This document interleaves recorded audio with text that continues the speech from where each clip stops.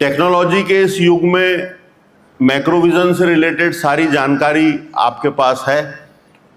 दो चार कुछ पॉइंट्स हैं जो मुझे लगता है कि मैंने आपको बताना चाहिए, जो बहुत ज़्यादा ज़रूरी है। यहाँ जितने भी लोग बैठे हैं डेफिनेटली वो अपने बच्चे को सबसे ज़्यादा प्यार करते हैं। हर माँ बाप अपने बच्चे को बहुत प्यार करता है। मेरा आपसे एक छोटा सा अनुरोध है, आप अपने बच्चे को जितना प्यार करते हैं उतना उससे 10 गुना ज़्यादा भरोसा कीजिए। आपका भरोसा कम होता है। आपको पड़ोसी का बच्चा हमेशा लगता है कि ये बहुत अच्छा है, मेरे वाला तो गड़बड़ है। और ये चूक होती है पेरेंटिंग में, जहाँ बच्चा अपने सपने फिर छोटे कर लेता है। तो आप सभी से एक ही अनुरोध, जिस संस्था में जिस जगह पर बच्चा पढ़ रहा है, जो भी कुछ वो कर रहा है, आपको उस पर बार बार दिखाना पड़ेगा कि बेटा हमको तुझ पर भरोसा है। और वो भरोसा ही तूफान मचा सकता है। बहुत ज़रूरी नहीं है कि हर बच्चा मैक्रोविजन एकेडमी में पढ़े। मैं खुद मेन हिंदी प्राथमिक शाला नंबर 2 सरकारी स्कूल में पढ़ा हूँ 5वीं क्लास तक। उसके बाद 6 से 11 तक मेरी उर्दू मीडियम का एक स्कूल है हमारे शहर में, हकीमिया बहुउद्देशीय शाला, वहाँ पर मेरी पढ़ाई हुई है। और कॉलेज मैंने हिंदी मीडियम से बीएससी किया है। फिर एमएससी मैंने university teaching department Devi Ahilya से किया है। और एमएससी में मेरिट एरिट की पोजीशन सब आ गई थी, पढ़ने में अच्छे थे। तो मेरे फादर के पास 2-3 भैंसें हुआ करती थी। मैंने गलियों में दूध बांटा है, गोबर उठाया है, मजदूरी की है, दुनिया के सारे काम किए बहुत उत्साह से। यही कॉन्फिडेंस तब भी था, आज भी है, बना रहे। बहुत सारा परिचय दिया गया, मुझे लगता नहीं उसकी ज़रूरत है। मेरी नज़र में सिंपल सा एक शिक्षक हूँ और बच्चे पढ़ाने का काम करता हूँ, बस। इसके अलावा मुझे बाकी चीज़ें बहुत छोटी लगती है, कोई अस्तित्व नहीं लगता। हम शिक्षक हैं और हमें फ़क्र होता है कि हम एक अच्छे शिक्षक और एक अच्छा इंसान बनने की कोशिश में लगातार लगे हुए हैं। मैक्रोविजन एकेडमी में ताजमहल के अलावा 7 आश्चर्य हैं। 7 वो चीज़ें हैं जो दुनिया के किसी भी स्कूल में नहीं है और एक लंबे समय तक हो भी नहीं सकती। लोग बहुत कोशिश कर रहे हैं, हम भी कोशिश करते हैं कि दूसरे इंस्टीट्यूशंस में वो आए। उन चीज़ों पे मैं बात कर लेता हूं क्योंकि वो आपकी नज़र से शायद चूक गई होगी। उसमें सबसे पहला है कि आज आपका बच्चा पढ़े, कोई भी कॉम्पिटिटिव एग्जाम देगा, एनडीए देगा, यूपीएससी देगा, एमपीपीएससी देगा, इंजीनियर डॉक्टर बनने के बाद कहीं इंटरव्यू देने जाएगा तो वहां पर भी पहला पेपर उसको एप्टीट्यूड का मिलेगा कि भाई आपका एप्टीट्यूड कैसा है, लॉजिकल रीजनिंग आपका कैसा है। उसके बिना कहीं भी एंट्री नहीं होती किसी भी मल्टीनेशनल कंपनी में। हम लोग स्टैंडर्ड 1 से 10th तक उस एप्टीट्यूड को एज ए सब्जेक्ट बच्चों को पढ़ाते हैं। ये बहुत यूनिक चीज़ है। आप में से किसी का अगर स्कूल हो और मेरी बताई हुई बातों में आपको कोई भी बात अच्छी लगे तो उसका मटेरियल, उसकी जानकारी, उसकी कोचिंग हमसे फ्री में ले जाइएगा। आप अभी नीचे आकर आप अपने स्कूल में करेंगे तो हमें बहुत खुशी होगी। और हम ऐसी किसी चीज़ का कोई पैसा चार्ज नहीं करते। आप एक पेन ड्राइव नहीं भी लाए हैं तो मैं मेरे स्कूल से दे दूंगा। मेरे पास जितना मटेरियल आज की तारीख तक है आप सारा ले जा सकते हैं। हम तो बहुत ही उर्वरक वाले, बहुत ही फर्टाइल ब्रेन वाले लोग हैं। हम फिर नया बना लेंगे, तो हमें कोई झंझट नहीं है अगर आपके हम किसी काम आ जाएं तो।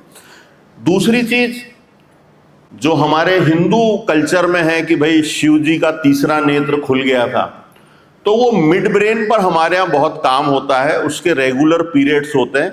Mid brain activation 1st to 8th तक ही बच्चों के साथ करा पाते हैं।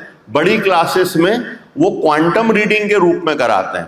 तो आपने कई जगह शादी ब्याह में रिश्तेदार के बच्चों को देखा होगा जो आंख पे पट्टी बांध के अखबार पढ़ लेते हैं, साइकिल चला लेते हैं, आंख पर पट्टी बांधकर कलर पहचान लेते हैं।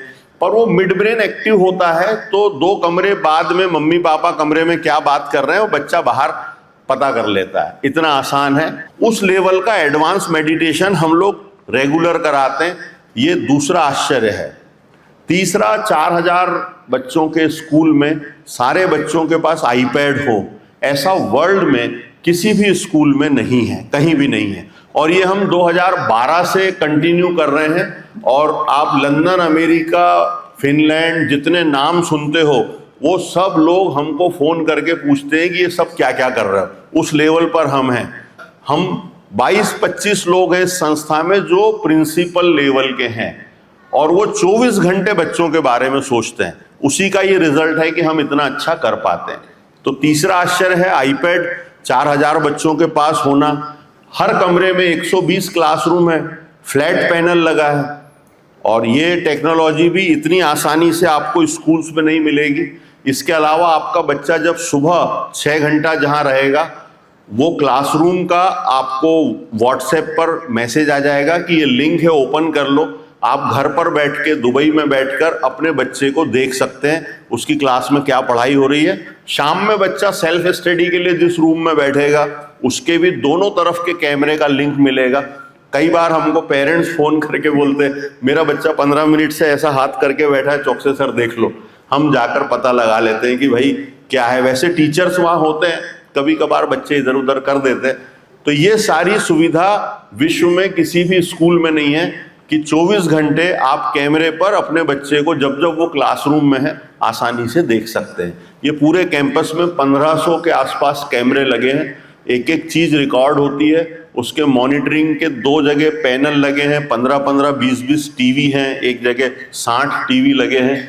और 4-4 लोगों की टीम 8-8 घंटे के ड्यूरेशन में चेंज होकर 24 घंटे ऑब्जर्व करते हैं और इमीडिएट खबर करते हैं। इसी के चलते हम 4000 बच्चे हैं, 2200 बच्चे हॉस्टल में हैं। लेकिन इस सब के बावजूद कोई मेजर माइनर घटना, मारपीट की, गाली गलौज की, झगड़े झांसे की, बच्चे को चोट लग गई, कृपा है किसी की, वो नहीं हो रहा है। सजगता है मेरे स्टाफ की जो रात दिन इसके लिए काम कर रहा है। चौथा सबसे बड़ा आश्चर्य है क्रोनोस्फीयर, जिसको आप ज्यादातर लोग देखकर आए होंगे। वो 20,000 स्क्वायर फीट में हमने कंप्यूटर लैब बनाई है। जो बच्चे आप सपना देखते हैं कि 12th पास करके मेरा बच्चा आईआईटी चला जाए, मेरा बच्चा इस किसी बड़े कॉलेज चला जाए, आईआईटी में जाके बच्चा आपका करेगा क्या? उनका एक सिलेबस है 4 साल का, वो आपके बच्चे को सिखाएंगे, वो बच्चा वहाँ नॉलेजेबल हो जाएगा। हमने वही सिलेबस बुलवा के पीजी लेवल तक का 6 से 12th में हम बच्चों को सिखा दे रहे हैं क्रोनोस्फीयर। उसमें आर्टिफिशियल इंटेलिजेंस शामिल है, उसमें रोबोटिक्स है, एडवांस रोबोटिक्स है, हैकिंग है और कोडिंग है, वेबसाइट डिजाइन करना है, और जितने तरीके से बच्चा सोच सकता है। और कंप्यूटर में वर्तमान में जो चल रहा है, दुनिया में जो नया आता है, हम अपने इम्प्लीमेंट करते हैं। क्रोनोस्फीयर में 15 लोगों का स्टाफ मेरे पास वो है जो टीचिंग बैकग्राउंड से है, जो बच्चों को एज ए टीचर क्या पढ़ाना चाहिए उसके एक्सपर्ट हैं। 15 लोग मेरे पास वो हैं जो इंडस्ट्री से आए हैं। इंडस्ट्री का मतलब जो बड़ी बड़ी मल्टीनेशनल कंपनी, इंफोसिस, टीसीएस, वहां से आए हैं और वो बच्चों को पढ़ा रहे हैं। और आप याद रखिएगा, मैंने पिछली बार भी पिछले साल इसी समय पर कहा था कि हम क्रोनोस्फीयर खोलने वाले हैं और ऐसा ऐसा करेंगे। इस साल भी फिर नई बात बोल रहा हूं कि 2 साल बाद 12th के बाद से कंपनी वाले आकर लाइन लगाकर मैक्रोविजन से बच्चों को कैंपस सिलेक्शन करके ले जाएंगे। कोई आईआईटी किसी की जरूरत नहीं है, जितना ज्ञान वहां मिलना है उतना तक तो मैं पहुंचा दूंगा। और कुछ बच्चे तो इतना एक्स्ट्रा ऑर्डिनरी कर रहे हैं जो आईआईटी दिल्ली, आईआईटी पवई में जाकर सारे कंपटीशन जीत कर आ रहे हैं। अब आईआईटीज में ये बोलने लगे हैं मैक्रो वाले आए हैं क्या? हाँ, टॉप वही करेगा, ये रेपुटेशन है। विश्व का सबसे बड़ा कॉन्फ्रेंस जो होता है सैन होजे में, वो WWDC होता है। और WWDC world wise developers conference होता है। पिछले 4 साल से हमारे यहाँ से एक बच्चा वहाँ जा रहा है। एप्पल कंपनी उसको प्रायोजित करती है, पैसा देती है, टिकट देती है, वीज़ा कराती है, और वो बच्चा अपना जो कुछ भी यहाँ पर ऐप बनाया है वो वहाँ ले जाकर दिखा कर आता है। वो 7 से 10 दिन का प्रोग्राम होता है और बड़े बड़े साइंटिस्ट तरसते हैं WWDC का निमंत्रण आ जाए। स्कूलिंग लेवल पर पूरे वर्ल्ड से कोई बच्चे आज तक गए नहीं जो मैक्रोविजन के 4 साल से धूम मचा रहे हैं। हमारा एक वीडियो एप्पल की ऑफिशियल वेबसाइट पर भी है।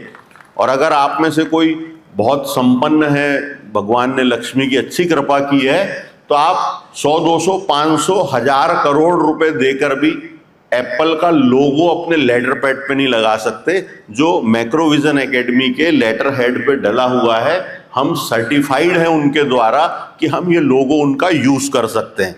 तो ये क्रोनोस्फीयर अपने आप में एक बहुत बड़ा आश्चर्य है। 5 से 10 साल बाद दूसरे स्कूल्स भी इस तरीके से उनको आना पड़ेगा। सिर्फ एक कंप्यूटर 40 रख के 2 टीचर रख दिए, इससे चलना नहीं है मामला। वहां पर 500 iMac हैं क्रोनोस्फीयर में, 20,000 स्क्वायर फीट फिलहाल है, एक 20,000 स्क्वायर फीट हम और बना रहे हैं जो हमें लग रहा है कि भविष्य में काम आएगा। अभी वो 18 घंटे के करीब चलता है, 2 शिफ्ट में स्टाफ वहां होता है। बच्चे बहुत इंजॉय कर रहे हैं। और इस जमाने में किसी बच्चे का मोबाइल छुड़वा देना और उसको टेक्नोलॉजी का सही उपयोग करना सिखाना, ये मैक्रोविजन के अलावा कोई नहीं कर रहा है। आप घर में नहीं छुड़वा पा रहे हैं बच्चे से मोबाइल, तो ये काम बहुत अच्छा चल रहा है। अगला जो आश्चर्य है 5वां, वो ये ऑडिटोरियम है जिसमें आप बैठे हैं। ये वर्ल्ड का, विश्व का सबसे बड़ा ऑडिटोरियम है जिसमें 3300 की कैपेसिटी है। 3000 नॉर्मल में होता है, 3000 लोग एयर कंडीशन में बैठ सकें। जो लेटेस्ट विश्व का म्यूजिक सिस्टम है वो लगा है। इस बार मैंने, चूंकि ये आप मुझे भी व्हाइट शर्ट में देख रहे हैं क्योंकि यहाँ सब लोग यूनिफॉर्म में हैं, और ये जो म्यूजिक डिपार्टमेंट है इसका हेड मैं हूँ। तो ऑर्केस्ट्रा अच्छा बजाया इन्होंने, हाँ, तो मेरे लिए ताली बजाइए, ये मेरा डिपार्टमेंट है। थैंक यू, मजाक था ये। म्यूजिक में हम लोग बहुत काम करते हैं। इस ऑडिटोरियम के आसपास 16 कमरे हैं जिसमें डांस, म्यूजिक, ड्रामा सब होता है। और ये जो मैंने कहा था एपरेटस रख तो दो, पेरेंट्स को यकीन नहीं होता, कईयों को लग रहा होगा टेंट हाउस से तो नहीं लाए, ये स्कूल का माल है और लगभग इतना ही और रखा हुआ है।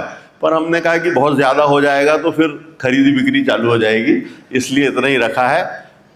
म्यूजिक में आप सारे गामा और ये जो कंपटीशन में देखते हैं इंडियन आइडल वगैरह, वहां जो माइक यूज होते हैं 6.5-7 लाख रुपए का, वो भी 4 है मेरे पास। अगर अभी सोनू निगम या सुखविंदर या मोहम्मद रफी साहब कहीं से आ जाए तो डायरेक्ट गा सकते हैं, कोई भी मशीन यंत्र लाने की जरूरत नहीं, हम लेटेस्ट पर खड़े हुए हैं। तो ये अपने आप में एक आश्चर्य है। IIT, IIM, London, Finland, America, China, Japan, कहीं किसी स्कूल, कॉलेज, यूनिवर्सिटी में ऐसा ऑडिटोरियम नहीं है।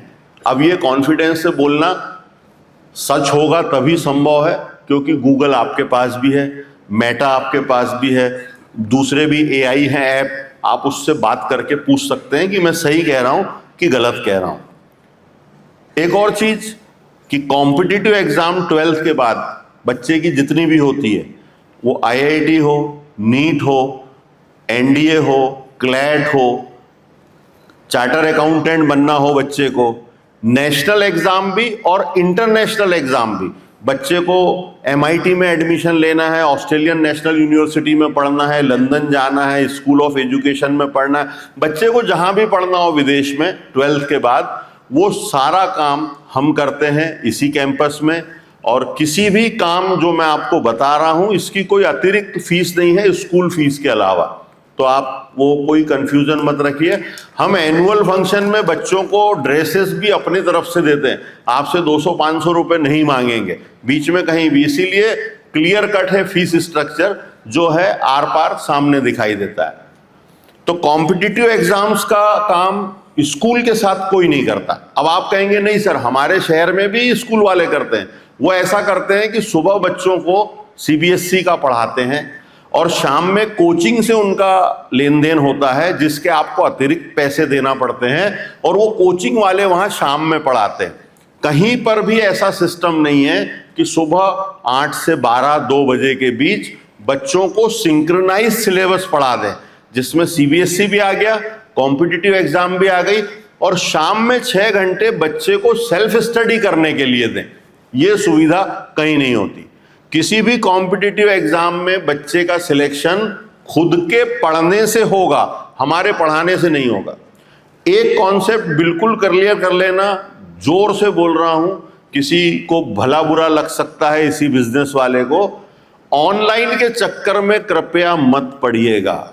या आप जितने सुइसाइडल अटेम्प्ट और देखते हैं, मैंने एक रील भी बीच में बनाई थी, ये सारे के सारे अटेम्प्ट होते कहाँ से हैं? ये बच्चा ऑनलाइन के नाम पर, पापा मैं कर लूंगा, आपके पैसे बच जाएंगे, अपन एक डमी स्कूल में एडमिशन ले लेते हैं, ऐसी कहानी सुनाएगा आपको। वहां जो टीचर रखते हैं वो लोग होते हैं जिनको जोक्स आते हैं, चुटकुले आते हैं, शेर शायरी आती है, वो हंसी मजाक का माहौल बनाकर बच्चों को घेर के रखते हैं। लेकिन साहब आईआईटी का, नीट का जो सत्य है वो बहुत कठोर है, उसमें बहुत दबा के मेहनत लगती है। बच्चा 3-4 महीने वो ऑनलाइन वाले के चक्कर में उलझ जाता है, उसके बाद वो यूट्यूब चलाने लगता है, कमरा बंद करके पढ़ाई करने लगता है, और आखिरी में उसको लगता है कि मेरे से तो पूरा गड़बड़ हो गया, मरने के अलावा कोई चारा नहीं। तो मैक्रो में आपको एडमिशन मिले ना मिले, आप लें ना लें, चॉइस आपका है। मेहरबानी करके कहीं भी स्कूल में पढ़ाइएगा बच्चे को, किसी कोचिंग में पढ़ाइएगा बच्चे को, कोई बुराई नहीं है। टीचर जहां जिंदा अवेलेबल है वहां पढ़ाइएगा, ऑनलाइन मत कराना, ये मेरा आपसे निवेदन है। बच्चे बहुत कीमती है साहब। और ये जो मैं ऑडिटोरियम का भी बता रहा था, आपने बहुत सारी क्लिपिंग देखी, श्वेता तिवारी की, कहीं मास्टर सलीम की, नूर सिस्टर्स की। हम साल में 4 से 5 बड़े प्रोग्राम करते हैं, आर्टिस्ट लोगों को बुलाते हैं, और वो केवल और केवल हॉस्टल के बच्चों के लिए होता है। तो हॉस्टल के बच्चे 4 से 5 बार बड़े बड़े फनकार कलाकार को देखते हैं, उससे मोटिवेट होते हैं। हमारे यहाँ बच्चे गाने बनाते हैं खुद, गाने लिखते हैं खुद। मैंने अभी उनको मोटिवेट करने के लिए पिछले 1 महीने में 15-16 गाने लिखे। आप YouTube पर आनंद प्रकाश चौक से डालेंगे तो गाने आपको मिल जाएंगे। उसमें से कुछ ऐसे हैं जो नॉर्मल वे में 6 लाख के आसपास लोग उसको देख चुके हैं, तो आप भी देखिएगा।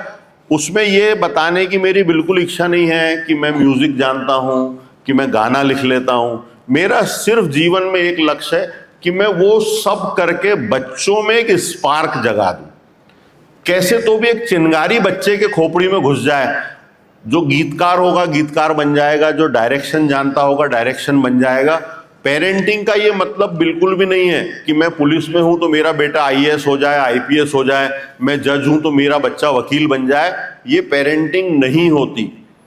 पेरेंटिंग का मतलब ये होता है कि हम अपने बच्चे को सारा माहौल दें, म्यूजिक दे, डांस दे, आर्ट्स दे, ड्रामा दे, गेम्स दे, इंडोर आउटडोर, कंप्यूटर, दुनिया की सब चीजों को छू के आ जाए हमारा बच्चा। फिर वो तय करेगा कि किसी एक चीज में मुझे ज्यादा मजा आ रहा है, और उसको जिस चीज में ज्यादा मजा आएगा उस पर हमको मेहनत करना है। सचिन तेंदुलकर का एडमिशन मैक्रोविजन में हो गया होता तो वो 12th फेल हो जाता, क्योंकि कुदरत ने उसको क्रिकेट खेलने के लिए बनाया था। किसी गुरु ने पहचान लिया, पढ़ाई छुड़ा के क्रिकेट खिला दिया, वो बंदा भारत रत्न लेके 42 साल की उम्र में रिटायर हो गया। ये होता है पेरेंटिंग। तो आप भी थोपिए बिल्कुल मत। बच्चा आपका भी मैथमेटिक्स ले ले, 15 दिन बाद बोले मम्मा मेरे को बायो लेना है, नहीं मेरे को कॉमर्स लेना है, नहीं मुझे आर्ट्स पढ़ना है, आप उसको मना मत कीजिए, भरोसे से उसके पीछे खड़े हो जाइए। बेटा तू आगे बढ़, हम तेरे साथ हैं, चिंता मत कर, कोई लोड नहीं है। ये पेरेंटिंग है। और आप अभी से लोड देंगे, उसको टेस्ट के नंबर पूछेंगे, सब गड़बड़ हो जाएगा। आप में से ज्यादातर लोगों को लगता है मेरा बच्चा स्कूल का क्लास का टॉपर है, स्पेशली वो बच्चे जो 9th में आएंगे, जो 11th में आएंगे। मैं माँ बाप को अभी बता देता हूँ, मेरे यहाँ ये जो माजिद खान जिसने 12th में आईआईटी में AIR 3 रैंक लाया, ये बच्चे के 11th में 64% आए थे। ये भी 95% से 10th पास होकर आया था। तो ये जो बच्चे यहाँ जितने भी मेजॉरिटी 11th वाली बैठी है, ये 90 के ऊपर परसेंटेज लेकर आ जाएंगे। माँ बाप को लगेगा कि IITian अपने ही पैदा हुआ है, होना भी चाहिए। लेकिन साहब यहाँ आने पर हम पूरी हवा खोलते हैं 11th में। मेरे इस साल भी जो बच्चा 11 टॉप करेगा, लास्ट ईयर के मेरे पास 148 बच्चे हैं जो 10th में मोर देन 90% स्कोर करके आए हैं। और वो 148 बच्चों को मिलाकर भी 70% से ज़्यादा 11th में किसी बच्चे के आना नहीं है, क्योंकि उसको धरातल पे लाना है, क्योंकि उसको सच्चा ज्ञान देना है जिसको वो पढ़े सीखे आईआईटी में पिछले 5 सालों में जनरल कैटेगरी में जो सिलेक्शन है वो 19%, 19%, 20%, 21% पर होता है। ये ध्यान रखिए, ये जो आईआईटी टॉपर बच्चे होते हैं ये कोई 98, 99% नहीं लाते। आईआईटी में जनरल कैटेगरी का बता रहा हूं, जनरल कैटेगरी में सिलेक्शन होता है 20% पर, 20% ले आएगा वो आईआईटी एडवांस में, तो आईआईटी कॉलेज बच्चे को बुला लेता है। इसका मतलब यह है कि वो एग्जामिनेशन बहुत टफ होती है, बहुत परीक्षा कठिन है, तो बहुत ज्यादा उसके लिए बच्चे को मेहनत करना पड़ेगी, ये दिक्कत आपको आएगी। हाँ, आप अगर इससे बचना चाहते हैं तो आपके बच्चे को 10th के बाद किसी भी कोचिंग क्लास में डाल दो।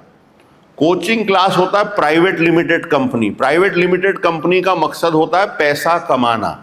वो बेचारे अपनी जगह सही है, सही लिख रहे हैं, सही काम कर रहे हैं, वो आपको मैसेज भेजेंगे, वाह आपके बच्चे को सिल्वर मेडल मिल गया, ये टेस्ट में तो उसने 100 में से 100 ले आया।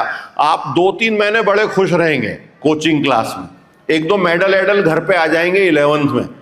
12th आने तक बच्चा क्लास जाना बंद कर देगा। आप हश्र देख चुके हैं, आपके अड़ोसी पड़ोसी कितने कोटा जाते हैं, एक बार नजर मार के देख लेना सिलेक्शन कितनों का हुआ। तो मुश्किल काम है साहब, आंखें खुली रखिए। मैं कतई नहीं कह रहा हूं कि आप मैक्रो में ही एडमिशन ले, जो भी करें, मैक्रो भी डिसीजन ले रहे हैं 100 बार 500 बार हमसे हर चीज पूछिए, हम जवाब देंगे, हम बता के देंगे आपको। इसके अलावा जो 7वां आश्चर्य है मैक्रोविजन एकेडमी में, वो आपके सामने बैठा है। ये जो 7वां आश्चर्य है, ऐसा ही हमारा दरबार सेशन होता है। जो बच्चे हॉस्टल में हैं वो 10 दिन के अंदर अंदर एक बार मेरे साथ आकर बैठते हैं। 500-700 बच्चे होते हैं और उसमें सिवाय ओपन क्वेश्चन आंसर राउंड के कुछ नहीं होता। मैं आके बैठ जाता हूं, बच्चे सवाल पूछते हैं, मैं जवाब देता हूं। उन सवालों में वर्तमान भी होता है। उन सवालों में हम बहुत हद तक कोशिश करते हैं कि धर्म पर बात ना करें, रिलीजन पे हम बात नहीं करते। हिस्ट्री की बातें होती है, साइंस की बातें होती है। बच्चा बोलता है साहब मैं डिमोटिवेटेड फील कर रहा हूं, मुझे ऐसा हो रहा है, उस पर बातें होती है।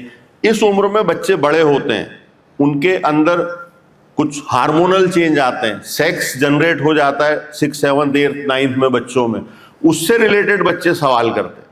और अभी मैंने परसों शाम में एक सेशन लिया था जो रात में 12th का था, 9 से 11 चला या 2 घंटे था।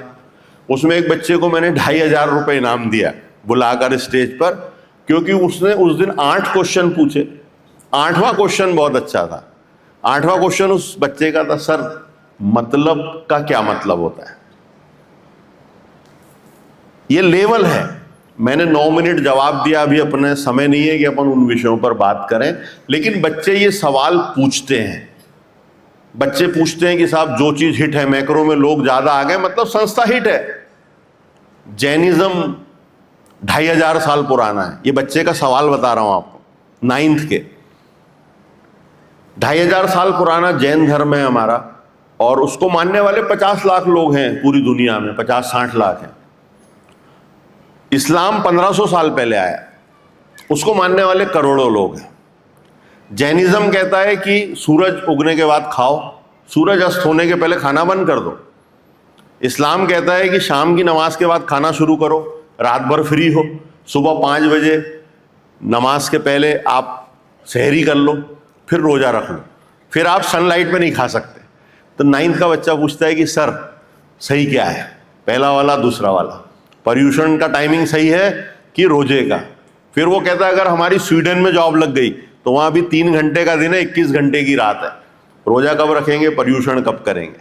फिर वो कहता है साइंटिस्ट बन गए और अंटार्कटिका पे चले गए, नॉर्थ पोल साउथ पोल कहीं, वहां 6 महीने का दिन है, 6 महीने की रात है, तो वहां रोजा कब रखेंगे, पर्यूषण कब करेंगे। ये क्वेश्चन का लेवल है। ये बातचीत घरों में होना चाहिए। ये हमारी संस्था का 7वां आश्चर्य है। सारे बच्चे आकर बैठते हैं, इतना दिमाग खुलता है, इतने तार खुलते हैं।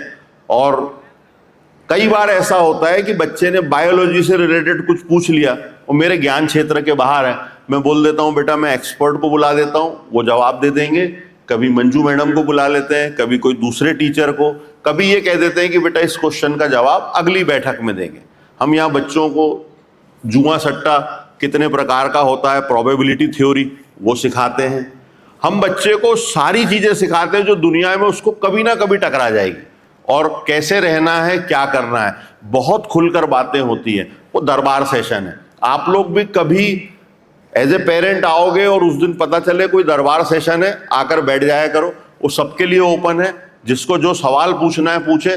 बच्चे उसमें हमारी कमियां भी बता देते हैं। सर परसों के दिन मैथ्स में ऐसा हो गया था, बताते हैं, हम उसको दुरुस्त करते हैं। हमारा खुद का कोई ईगो नहीं है, मैक्रोविजन एकेडमी का कोई ईगो नहीं है साहब। आप मेरी कोई कमी बताएंगे, चूंकि मैं 1500-1800 लोगों की टीम से काम करवा रहा हूं, तो कमियां होगी, गलतियां किसी से होगी, हम सुधार लेते हैं। हमको आगे बढ़ना है। हम यही बच्चे को सिखाते हैं कि बेटा दुनिया में आगे बढ़ना है, झुक जाओ। अपन फलों से लदा हुआ पेड़ झुका रहता है, अकड़ के रहोगे तो पहली आंधी तूफान में आपकी फजीयत हो जाना है। हम हैं धरती पकड़ पहलवान। हम बोलते हैं भाई ईगो पहले सड़क पे रख, नीचे आ, ईगो कम कर ले। तू इंसान का बच्चा है, तेरे बाप दादा अपने कर्मों के कारण जाने जाते थे। तू चाहता है कि तेरी पहचान बने तो कर्म करना पड़ेगा, नॉलेज पहली चीज है उसमें। तो हम वो धरती पकड़ पहलवान बनाते हैं। यहाँ पहले अभी 10th में जो राजा बाबू 95% लेकर आएगा, उसके पास होने के लाले हो जाएंगे 11th में। फिर उसको लगेगा कि बहुत सीखना बाकी है। देखिए, ज्ञान के साथ सबसे अच्छी बात है, मैंने भी बहुत सारा सीखा, और मैं पहले अखड़ू रहा हूँगा 20-21 साल में। जब MSc में गोल्ड मेडल मिल जाता ना, तो ऐसा लगता है मैथमेटिक्स अपने घर से ही निकला है। जैसे जैसे नॉलेज बढ़ा, समझ बढ़ी, ये समझ में आया कि बॉस अपने को आता कुछ भी नहीं है, वो पूरा समुद्र भर के नॉलेज है। अपन एक आध लोटा लेके बैठे, उसी में दुकानदारी चल रही है। तो हम बच्चे को ये सिखाते हैं कि बेटा तू ईगो पहले कम कर ले, उस्तादों को देख ले जिन्होंने अपनी जिंदगी उस काम में खपाई है। तो ये बेसिक फर्क है साहब, बाकी दिक्कत कुछ नहीं है। जिन माताओं को लगता है कि मैं घर में सबसे अच्छा भोजन बना रही हूं, तो कैलेंडर ले जाइएगा, हम 365 दिन क्या खिलाते हैं, क्या बनाते हैं, आपको क्लियर दिखेगा। आप अगर हलवाई की बेटी हैं तब भी आप हमारे मेनू के हिसाब से खाना नहीं बना पाएंगे। हमारे यहाँ 134 प्रकार का नाश्ता बनता है, और खाने में नॉर्थ इंडियन, साउथ इंडियन सब है। मैस में शुद्ध शाकाहारी भोजन है, प्याज का उपयोग होता है, लहसुन हम लोग यूज नहीं करते। तो लहसुन और बैंगन बच्चे बिल्कुल पसंद नहीं करते। ये दो चीजें हमारे यहाँ नहीं आती है। लेकिन जो बच्चे अंडा खाते हैं, नॉनवेज खाते हैं, उनके लिए NACL रेस्टोरेंट है हमारा। वहाँ बच्चा सप्ताह में 1 दिन जाता है, 1 घंटे का समय होता है। उसमें वो पिज़्ज़ा, बर्गर और वो सारी चीज़ें जो हमारे मेस में हम बल्क में नहीं बनाते, वो वहाँ पर अपना पेमेंट देकर खा सकता है। आपको जो बच्चे को हॉस्टल भेजेंगे, मेंटली प्रिपेयर करके भेजिएगा। आपके द्वारा 1 रुपया भी फीस मेरी संस्था में जमा की गई, वो किसी भी दशा में वापस नहीं होगी। मैं आपसे लिखवा के ले रहा हूँ, बोल के ले रहा हूँ। आपका बच्चा 8 दिन बाद बोलेगा मैं हॉस्टल छोड़ना चाहता हूं, आपकी 3 महीने की फीस चली जाएगी साहब। आप 11,000 रुपए या एडमिशन फीस या कोई भी फीस भरने के पहले परिवार में दादा से, दादी से, मामा से, मामी से, वो सारे बहाने कि तबीयत खराब है, बच्चे का मेडिकल करा लेना, सब ठोक बजा के भेजना। उसके पहले फीस भरना मत। भरोगे तो मैं वापस दूंगा नहीं। आपसे लिखवा के ले रहा हूं। कंज्यूमर फोरम एप्लीकेबल नहीं है। सुप्रीम कोर्ट, हाई कोर्ट के सारे नियम पालन कर रहा हूं। दूसरा विनम्र अनुरोध, बच्चे का सिलेक्शन नहीं होता है। आपको हम अच्छे लग रहे हैं, 18 तारीख को एक मौका फिर है, आप बच्चे को ला सकते हैं। इस संस्था में एडमिशन केवल बच्चे की क्वालिटी पर होगा, जान पहचान और फोन से नहीं होगा। मैं जब तक जिंदा हूं, मैं एडमिशन में कोई नेतागिरी, कोई दादागिरी चलने नहीं दूंगा। तो मेरा हाथ जोड़ के अनुरोध है, विनम्रता से कह रहा हूं, बच्चा क्वालिफाई नहीं हो, आप उसको फिर पढ़ा लेना, फोन फान कराना मत। मैं सुनता नहीं, और हम तो बचपन से भैंस वाले हैं, गोबर के पोटे हैं, जहां बैठते कुछ लेके उठते हैं। तो हमारा कॉन्फिडेंस अपनी जगह है, विनम्रता 100% है, बस छेड़िएगा मत, अनुरोध है। आपको लग रहा है आप बहुत बड़े कोई व्यक्ति हैं, मैं आपका बच्चा मेरे घर रख लेता हूं, मैं पढ़ा दूंगा उसको 15 दिन यहाँ पे, और कॉम्पिटिटिव की तैयारी करा दूंगा। तो बहुत ही सिंपल कहानी है, इसमें कोई किंतु परंतु नहीं है, तो इसमें मत छेड़िएगा, ये अनुरोध है मेरा। आईपैड में बच्चे जो यहाँ आएंगे, ये उनको समझा के भेजना कि बेटा ये बहुत पवित्र संस्था है, हमने 35-40 साल मेहनत करके बनाई है। आईपैड में किसी तरीके की गंदगी मोबाइल में कुछ गड़बड़, बच्चा मोबाइल अपना रख सकता है वार्डन के पास, सप्ताह में एक दिन उसको दिया जाएगा, वो आपसे वीडियो कॉल ऑडियो कॉल कर लेगा, रोज रोज की बातचीत नहीं होगी। लैब में बच्चों को फ्री इंटरनेट मिलता है, वो बैठ के इंस्टाग्राम, यूट्यूब, फेसबुक चला सकता है, चॉइस है, एक लिमिटेड समय के लिए वो फैसिलिटी बच्चों को है। इसके अलावा मोबाइल की बीमारी यहाँ पर नहीं है। 2-3 चीज़ों में हम बहुत कठोर हैं। जो वो लोग बॉम्बे से, दिल्ली से आए हैं, उनसे मेरा हाथ जोड़ के अनुरोध है, हम 16वीं शताब्दी के कंजर्वेटिव लोग हैं। हमारे यहाँ बॉयफ्रेंड, गर्लफ्रेंड, ये बीमारी सिरे से खारिज है।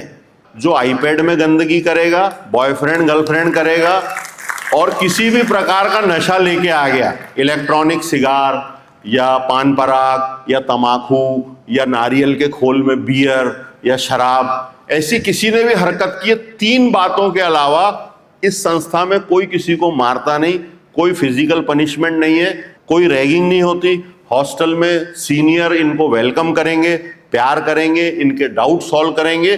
किसी प्रकार की कोई दादागिरी, कुछ भी नहीं है यहाँ, ऐसी कोई गंदगी नहीं है। और मुझे गर्व है मेरे हॉस्टल के बच्चों पर, आपके बच्चों पर, कि मेरे हॉस्टल में बच्चे गाली नहीं बकते।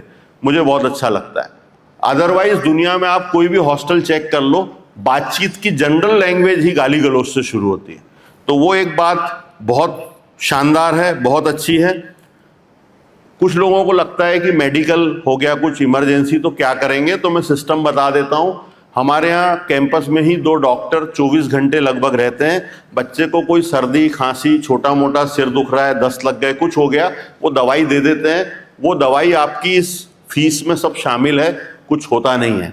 लेकिन अगर 2 दिन से बुखार नहीं उतरा, ब्लड टेस्ट की ज़रूरत है, या उसका हाथ टूट गया है, या उंगली फ्रैक्चर हो गई है, ग्राउंड में गिर गया है, ऐसी किसी भी कंडीशन में यहाँ एम्बुलेंस पूरे समय रहती है। हम 30 सेकंड में बच्चे को ऑलिसवेल अस्पताल पहुंचा देते हैं, 30 सेकंड में। ऑलिसवेल अस्पताल बच्चा जब जाएगा, अगर सर्दी खांसी है, दस्त लगे हैं, तो यहाँ आपको फ़ोन हम नहीं करेंगे, नॉर्मल बातें, रोज हो रहा है। जैसे ही कैंपस के बाहर जाएगा ऑलिसवेल की तरफ, बच्चा घर पे आपसे बात करेगा, पापा मेरे को लग गई है, मैं अस्पताल जा रहा हूँ। बच्चा बेहोश है तो उसके रूम पार्टनर और वार्डन वीडियो शूट करते हुए आपसे बात करा देंगे कि भाई इतनी चोट लग गई है, इसको अस्पताल ले जा रहे हैं। और यहाँ से लेके अस्पताल तक, और अस्पताल में भी सारे कैमरे लगे हुए। अगर बच्चे को अस्थमा का अटैक आ गया, कुछ हो गया, कुछ भी हो गया, तो इलाज 30 सेकंड में होता है। वहाँ 34 सुपर स्पेशलिस्ट डॉक्टर हैं। ऑलिसवेल मध्य भारत का सबसे बड़ा प्राइवेट अस्पताल है। 11 ऑपरेशन थिएटर है। 1.5 फीट बाय 6 फीट का पूरा आदमी सुधारते हैं हम। न्यूरो सर्जन से लेके, कैथलैब से लेकर, जितना मेडिकल साइंस में MRI, CT स्कैन, जो होता है, रोबोटिक सर्जरी तक। और किडनी ट्रांसप्लांट करने की परमिशन उस हॉस्पिटल को है। NABS से एक्रीडेटेड हॉस्पिटल है, और JCI के लिए अभी अप्लाई किया है। 1 साल के अंदर फॉरेन के पेशेंट आकर वहाँ इलाज कराएंगे। इतना शानदार वो अस्पताल है। आप में से जो मेडिकल फील्ड के हैं, जाकर जरूर देखिएगा। आपको उस हॉस्पिटल में ना तो हॉस्पिटल वाली स्मेल कहीं दिखेगी, ना कोई गंदगी, बहुत शानदार है। कोविड में हमने बहुत सेवा की। हमारा खुद का ऑक्सीजन प्लांट है, 360 बेड का इंफ्रास्ट्रक्चर है। अगर हम 500 का भी उसको करना चाहें तो वो हो सकता है। लगभग 3.5 लाख स्क्वायर फीट एरिया में ऑलिसवेल अस्पताल बना हुआ है।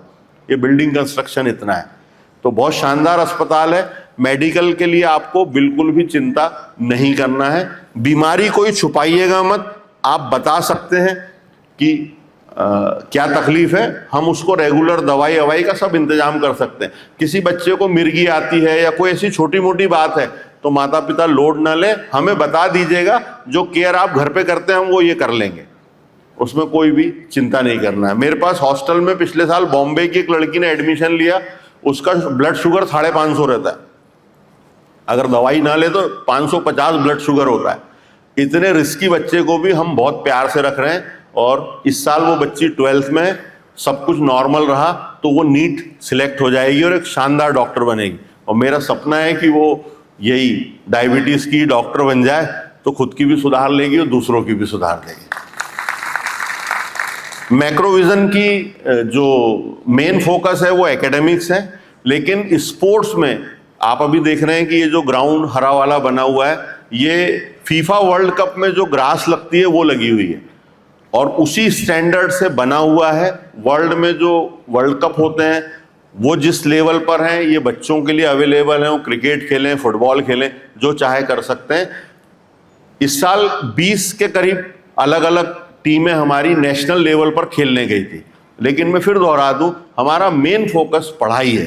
पर जो बच्चे राइफल शूटिंग करना चाहते हैं, टेबल टेनिस, बैडमिंटन, वॉलीबॉल, सबके कोचेस मेरे पास हैं और नेशनल लेवल पर बच्चों का जाना ही बता रहा है कि हम काम उसमें भी बहुत सारा अच्छा कर रहे हैं। कॉमर्स में, आर्ट्स में जो बच्चे हैं उसको हम फाइनेंशियल लिटरेसी का एक प्रोग्राम कराते हैं। पैसा क्या है, 1 नंबर क्या है, 2 नंबर क्या है, इलेक्ट्रॉनिक क्या है, बिटकॉइन क्या है, ये सारा नॉलेज बच्चे को हम देते हैं। उसका एक सिलेबस बड़ी क्लासेस के लिए है। और एक और काम हम महारत में करते हैं जिसमें हम बच्चों को छोटा मोटा इलेक्ट्रिक फिटिंग, वेल्डिंग, प्लम्बिंग, वो सारे काम जो बच्चा फॉरेन जा रहा है उसको तो ये सब खुद ही करना पड़ेगा, खाना बनाने से लेके सब कुछ वो हम सिखाते हैं जब जब वक्त मिलता है, समय मिलता है। बस इतनी सी कहानी है। जियो हॉटस्टार पर आपको 1-2 दिन के अंदर मैक्रोविजन स्कूल का वीडियो दिखेगा, जरूर देखिएगा। गाने हमारे यूट्यूब चैनल पर मिल जाएंगे, रील मिल जाएगी, हर चीज़ अवेलेबल है। इसके अलावा हम अप्रैल से एक शानदार मूवी बना रहे हैं जिसमें कोशिश करेंगे कि स्टाफ और बच्चों को ही ज़्यादातर काम मिले। और वो मूवी के 2 ही हश्र हो सकते हैं, या तो हम सब अपने परिचितों को ऐसा बिठा के सारे गेट बंद कर देंगे और गनमैन खड़े कर देंगे कि देखो 2 घंटे की मूवी, जा नहीं सकते छोड़ के, ये हश्र होगा। या ऐसा होगा कि वो थिएटर से उतरेगी नहीं, क्योंकि उसके गाने और कॉन्सेप्ट एकदम नया है, उस टॉपिक पे आज तक फिल्म नहीं बनी। और ये सब करने का मकसद भी हमें कोई राज कपूर या सुभाष घई नहीं बनना है। हमारा मेन मकसद है बच्चे में कुछ तो भी आ जाए कहीं से। मेरे यहाँ की एक बिटिया थी निहारिका चौक से, आप टीवी सीरियल में फालतू और ऐसे कई सीरियल हैं, नाम है उसका, निहारिका चौक से सबसे ज़्यादा धूम मचा रही है वो सीरियल्स में। वो बिटिया कई ऐड में आती है। वो 8th क्लास में हमारे ड्रामा टीचर ने खोजा था, बोले साहब ये अद्भुत आर्टिस्ट है। तो हमने उस फैमिली को ही 9th में बॉम्बे भेज दिया था। वो अपना सब बेच बाज के वहाँ शिफ्ट हो गए। अब उसका छोटा भाई भी जूनियर आर्टिस्ट बन गया है, वो भी है, करोड़ों में पैसा कमा रही है, नाम कमा रही है। और अभी 18-19 साल ही उम्र है बिटिया की, अभी एक लंबी पारी उसकी बाकी है। तो बच्चे में कोई भी गुण ऐसा दिखेगा तो हम बिल्कुल बिठाकर समझाकर करते हैं। हमारे कई बच्चे बहुत अच्छे ड्रामा डायरेक्ट कर रहे हैं, फिल्म भी स्कूल में ही बनाएंगे without disturbing the academic part of the student. बच्चों की एकेडमी हम कभी भी डिस्टर्ब नहीं करते। हम अपने घर में किसी भी सुख दुख को साइड में रख के बच्चे पढ़ाते हैं। आप भी ये ध्यान रखिएगा, आप अननेसेसरी मत सोचना है कि राखी पे 2 दिन ज़्यादा रोक लूँ, दीपावली पे 5 दिन ज़्यादा रोक लूँ, ये बिल्कुल मत कीजिएगा।